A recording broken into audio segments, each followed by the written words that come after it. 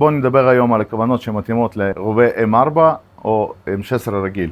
כוונת אגרוף טריג'יקון כפול 4 שכולנו מכירים אותה מהצבא, היום מגיע בתצורה חדשה עם סיב אופטי ובלוש חדש. היתרונות של הטריג'יקון, שזו חברה ותיקה בשוק, עברה המון ניסיונות בכל הצבאות ולא רק בצה"ל, והוכיחה את עצמה ככוונת איכותית. כוונת טריג'יקון RMO, כוונת השלכה, עובדת בסט עם מכפל, לא משנה איזה מכפל אנחנו נשתמש, אבל עדיין אנחנו נקבל תמונה ברורה. הכוונת מאוד איכותית בגלל הרמת של העדשה וקרינול שנמצא בפנים.